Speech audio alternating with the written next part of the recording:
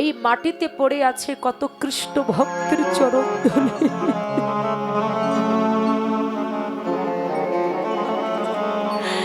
তুমি যখনই একবার মাটিতে বসবে, ওই ভক্তের চরণ ধুলি যখন তোমার অঙ্গে একবার লেগে যাবে, তখন তোমার ভিতরে কৃষ্ণ প্রেম ভক্তির জন্ম হয়ে যাবে। মন দিয়ে আস্বাদন করতে হবে। যিনি ভগবান তিনি কি বলছে যে বৈষ্ণবের চরণ ধৌত করা কাজটা আমি নেব। তাহলে যিনি ভগবান তিনি এই কথা বললেন। আর এই সংবাদ যখন স্বর্গে যত দেব দেবতা আছে সবাই শুনেছে যে কৃষ্ণ নাকি ভক্তের চরণ ধৌত করা কাজটা নিয়েছে, তাহলে এই সুযোগটা ছাড়া যাবে না। তাই স্বর্গের দেব দেবতা যখন সবাই যাচ্ছেন, ঠিক সেই সময় দুর্গা দেবী, সদাশিব, ভোলানাথ, যিনি হলেন বৈষ্ণবের চূড়ামণি, যিনি মৃত্যুকে জয় করেছিলেন, যার এক নাম হচ্ছে মৃত্যুঞ্জয়, তার স্বামীর কাছে যেয়ে বলছে, স্বামী গো, আপনি এখনো এখানে এমন করে বসে আছেন, আপনি কি শুনেন নাই যে ভগবান শ্রীকৃষ্ণ ওই যে ধর্মরাজ যুধিষ্ঠির যজ্ঞ করছে, যজ্ঞের প্রত্যেকটা ভক্তের চরণ ধৌত করা কাজটা নিয়েছে, এখন আপনি এখানে বসে আছেন। ভোলা মহেশ্বর দুর্গা দেবীর কথাটা শ্রবণ করে দুর্গাকে ডেকে বলছে, দুর্গা তুমি পাগল হয়েছো? যার চরণ পাওয়ার জন্য রাত নেই দিন নেই আমি শ্মশানে মরার মতো পড়ে আছি। আচ্ছা আপনারা দেখুন, এ জগতে অনেক দেব দেবতা আছে, আপনারা বিগ্রহতে দর্শন করতে পারবেন, তাদের পরনে অনেক রাজ পোশাক আছে, অঙ্গে গলায় অনেক স্বর্ণ অলংকার আছে, কিন্তু ভোলা মহেশ্বরের দিকে লক্ষ্য করে দেখেছেন ভোলা মহেশ্বরে কি আছে? একটা ভিখারির মতো বেশ। কেন? জগৎকে জানিয়ে দিলেন একটা বৈষ্ণব হতে গেলে তার বেশটা এমনই হওয়া চাই। তুমি যখন তোমার পরনে রাজ পোশাক পরবে, স্বর্ণ অলংকার যখন তোমার অঙ্গে দেবে, তখন তোমার ভিতরে অহংকার ভাব আসবে, আর যখনই তোমার ভিতরে অহংকার ভাব আসবে, কৃষ্ণ ভজন পথ থেকে তুমি বাদ পড়ে যাবে। দেখুন, এ জগতে অনেক দেব দেবতা রাজ সিংহাসনের জন্য মারামারি করেছে, যেখানে গেছে তাদের সিংহাসনে বসতে দেওয়া হয়েছে। আর সদাশিব ভোলানাথ যদি কোনো জায়গায় যেতেন, তিনি কোনো চেয়ারে বসতেন না, কোনো সিংহাসনে বসতেন না, বসতেন কোথায় না মাটিতে। কেন? জগৎজীবকে জানিয়ে দিলেন, হে জগৎ শুনে নাও, তুমি যখন উঁচু আসনে বসবে তখন তোমার ভিতরে অহংকার ভাব আসবে, আর যদি একবার মাটিতে বসতে পারো, কেন? এই মাটিতে পড়ে আছে কত কৃষ্ণ ভক্তের চরণ ধুলি।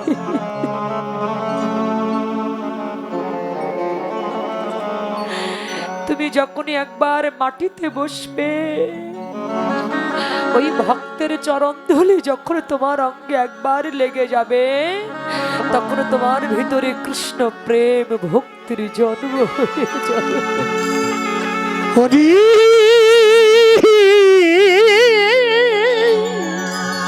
হরি বলে রে রে, তখনই তোমার ভিতরে কৃষ্ণ প্রেম ভক্তি জন্ম হবে। তিনি জগৎকে জানিয়ে দিলেন, জগৎ আমাকে দেখে তোমরা কিছু শিখে নাও, একটা বৈষ্ণবের কেমন ভাব হওয়া চাই, একটা বৈষ্ণবের কেমন হতে হয়। গলায় বড় বড় মালা দিলাম, হাতে জপের মালা নিলাম, ললাটে তিলক দিলাম, মাথায় শিক্ষা রাখলাম, পরনে গিরেও বসর পড়লাম, হাতে জপের মালা নিলাম, বৈষ্ণব হলাম। বৈষ্ণব হওয়া তো মুখের কথা নয়, অনেক কঠিন ব্যাপার, অনেক কঠিন ব্যাপার। এবার ভোলা মহেশ্বর মনে মনে চিন্তা করছে যে আমার তো যজ্ঞে যেতে হবে, কিন্তু আমি যার চরণ পাওয়ার জন্য রাত নেই দিন নেই শ্মশানে মরার মতো সাধনা করি, আমি তাকে তো আমার এই চরণে হাত দিতে আমি দেব না, আমি তাকে আমার চরণে হাত দিতে আমি দেব না। তাই ভোলা মহেশ্বর মনে মনে চিন্তা করলেন যে যজ্ঞে তো আমায় যেতেই হবে, কিন্তু আমি কৃষ্ণকে আমার চরণ আমি ধৌত করতে দেব না। আমি যার চরণ পাওয়ার জন্য আমি মরার মতো পড়ে আছি, তাকে কেন আমি আমার চরণ ধৌত করতে দেব? তাই কৃষ্ণ যেন বুঝতে না পারে, তার জন্য ভোলা মহেশ্বর একটা কুকুরের রূপ ধারণ করলেন। কুকুরের রূপ ধারণ করে যজ্ঞে যখন যাচ্ছে, আর কৃষ্ণ কি করছে? আপনি যদি কাউকে চরণ ধৌত করতে যান, তাহলে আপনাকে নিচু হতে হবে, নিচু না হলে কি চরণ ধোয়া যায়? ভগবান যখন নিচু হয়ে ভক্ত চরণ ধৌত করছে, আর সেই সময় ভোলা মহেশ্বর কুকুরের বেশ ধরে ওই পথে আসছে, কিন্তু ভগবানেরও মনে বড় বাসনা, ভোলা এ জগতে সবাই আমার চরণ ধুলি অঙ্গে মাখে, কিন্তু আমার মনে বর্ষনা আমার ভক্তের চরণ দুটি আমি বুকে জড়িয়ে ধরব।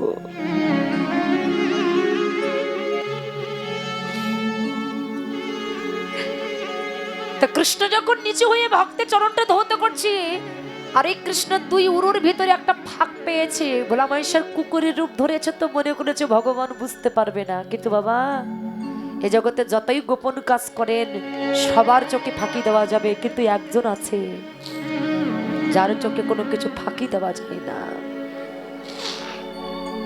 ভোলা মহেশ্বর কুকুরের রূপ ধরে কৃষ্ণ যখন দুই উরু ফাঁক পেয়েছে, আর দুই উরুর ভিতরে ওই যে ভোলা মহেশ্বর কুকুরের রূপ ধরেছিলেন, ওই আস্তে আস্তে মাথাটা ঢুকিয়ে দিলেন।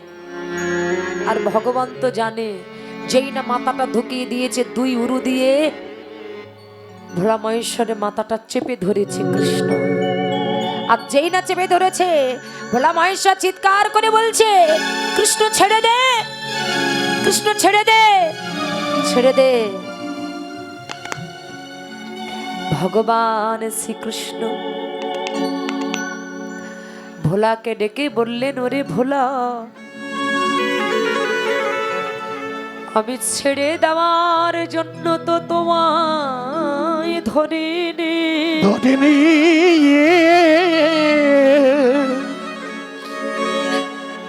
এই জগতে সকলে ভক্ত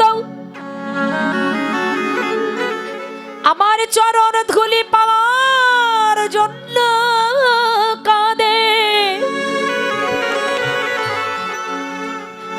কিন্তু ভোলা তুমি তো জানো না, জানো না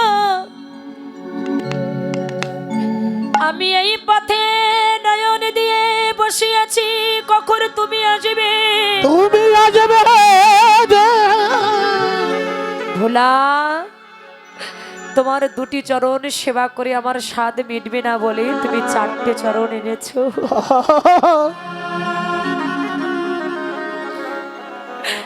শোনো না, শোনো না, এ জগতে কত ভক্তকে আমি নদীর জল দিয়ে চরণ ধৌত করেছি, যমুনার জল দিয়ে চরণ ধৌত করেছি, খাল বিলে জল দিয়ে চরণ ধৌত করেছি, কিন্তু তোমার মতো ভক্তের জন্য রেখেছি কি জানো, আমার নয়ন জলে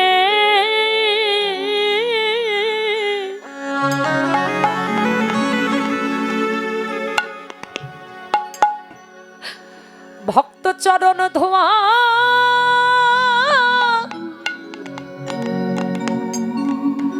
ধোয়াইব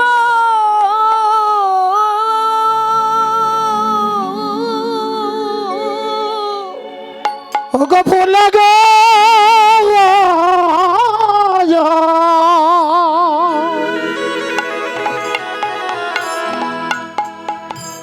দুটি নয়ন জলে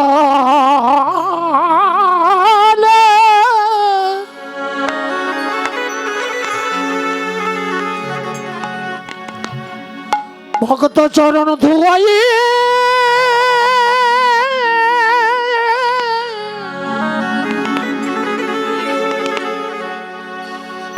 আমি ধুয়াইব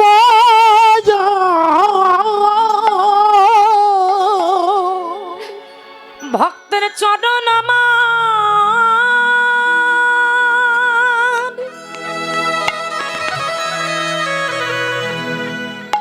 চরণ আমার, আমার হৃদয়ে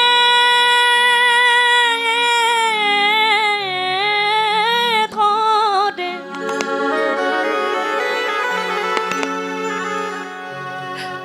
দুটি নয়ন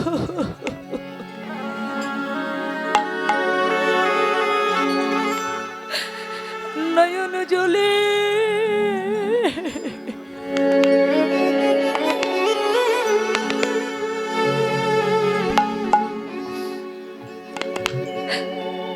ভক্ত চরণ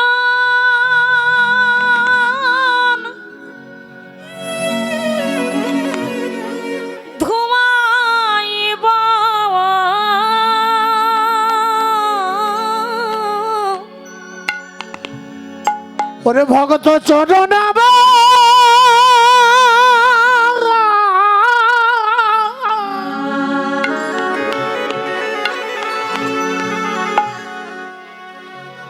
ভগত চরণ তাই গৌর হরি হরি বল। ওরে আমার হৃদয়ে ধরে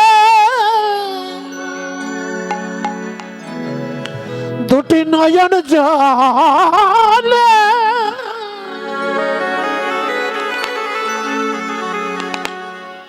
চরণ ধুয়াই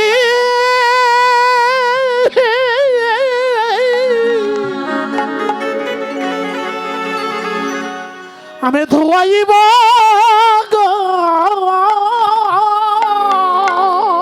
আমার তাপিত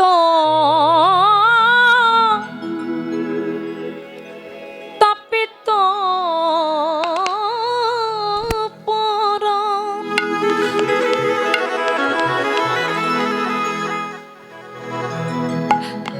আমি শীতল, আমি শীতল করব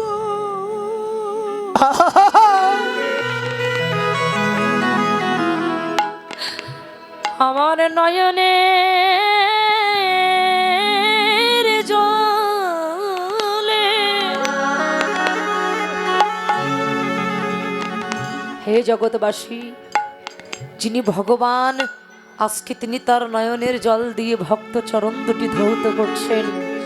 আজকে যে আমরা দিন পেয়েছি, কে বলতে পারে এই দিন আমরা নাই বা আর পেতে পারি। এই কীর্তন আসরে এসে আমরা বসেছি, আমরা কেউ বলতে পারবো না যে এখান থেকে আমরা বাড়িতে চলে যেতে পারবো। আমার জীবনের গ্যারান্টিটা কেউ দিতে পারবে না। কে কখন এই সুন্দর পৃথিবীর মায়া ছেড়ে আমরা চলে যাব। কত আকালে কত মানুষ চলে যাচ্ছে। তাই এই যে ভক্তের বাজার আমরা পেয়েছি, সাধুগুরু বৈষ্ণবের বাজার আমরা পেয়েছি, এই দিন এমন সঙ্গ আমাদের ভাগ্যে তার নাই বা আসলে আসতে পারে গো। তাই যদি পারো একবার এই উঁচু মাথাটা ভক্ত চরণে নত করে দাও, একবার মাখো ভক্তের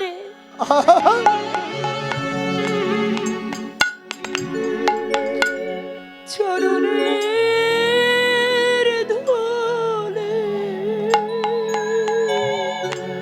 ওরে একবার মা ভাগে দে তাই গৌর হরি বল। চরণে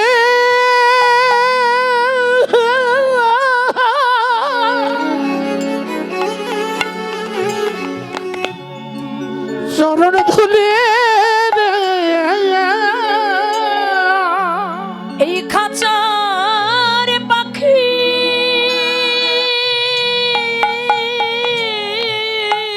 হরিবল হরিবা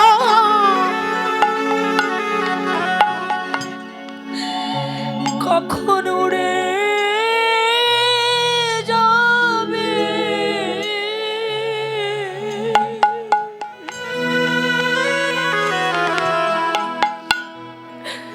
তোমরা মাখো ভক্তি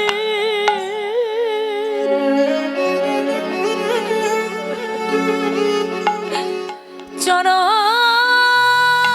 ধুলে।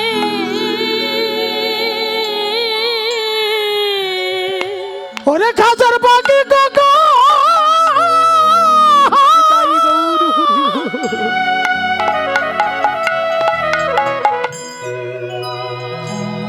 ওরে পাখি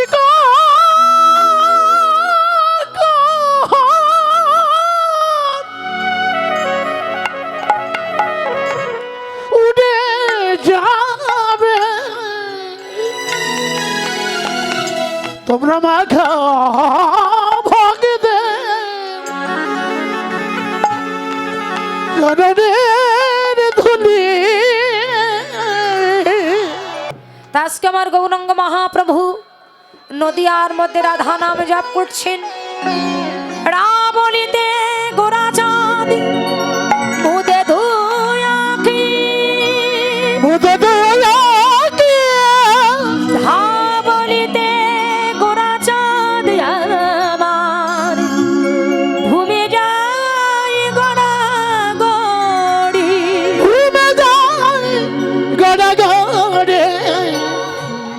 গৌরাঙ্গ মহাপ্রভু আমার আজকে রাধা ভাবি ভাবিত হয়ে নদিয়ার মধ্যে রাধা নাম জপ করছেন। রাধা নাম জপে গোটা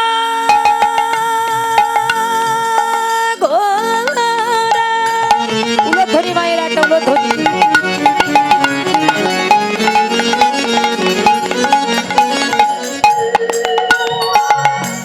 পরম যতনে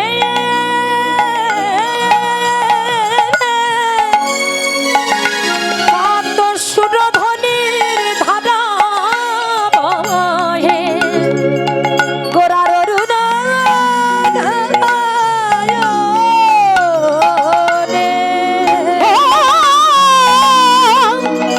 সুরধ্বনির ধারা বহে গোরার অরুণায়নে। আজ ধারায় ধরা ভেসে যাইব। আজ ধারায় ধারা ভেসে যাই গো।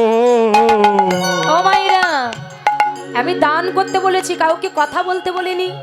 আপনারা ভালোভাবে দান করুন, কিন্তু কথা বলবেন না। এই জন্য আমি এই কাজটা করি না, জানেন তো। আমি নিজেও তুলি না, কাউকে বলিও না। জয় রাধে। আজ ধারায় ধারা ভেসে যাই গো। ওরে ধারা ধারা একটা হরিধ্বনি সবাই মিলে হাত তুলে হরি গো। ভেসে যাই গো। এই ধরাকে ভাসাবে বলে ধারা ধারা ভেসে যাইব। ওরে এই জগৎকে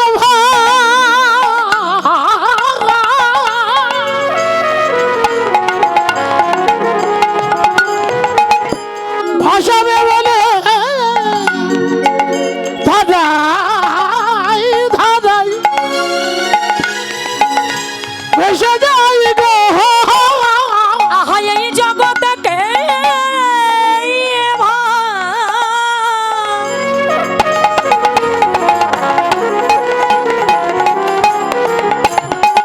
ভাসাবে বলে গোরার নয়ন ধরার বিরাম রই গো।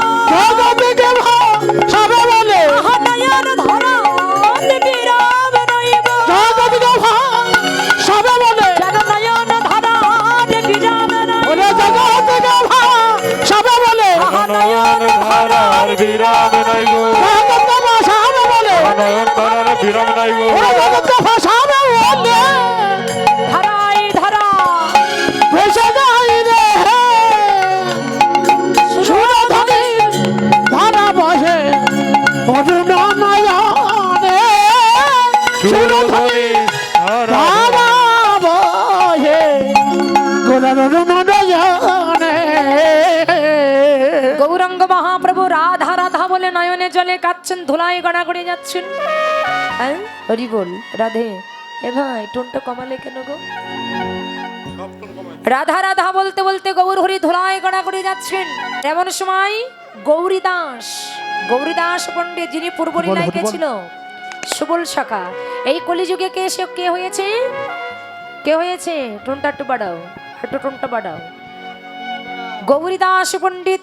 সেই গৌরীদাস পণ্ডিত দেখে যে গৌর হরি ধুলাই গড়া করে যাচ্ছেন, আর এসে বলছে, ও দয়াময়, কি হয়েছে তোমার? যে বদন দেখলে জীবের কোনো দুঃখ থাকে না, যে বদন দেখলে জীবের মনে সদাই আনন্দ হয়, সে এত সুন্দর হরি বলা বদনে, চাঁদ বলা বদনে কেন এমন হলো? কেন এমন হলো? আজকে সকল ভক্তগণকে সঙ্গে করে নিয়ে গৌরাঙ্গ মহাপ্রভু আমার দুটি বাহুকে উত্তোলন করে হরি নাম সংকীর্তন করছে।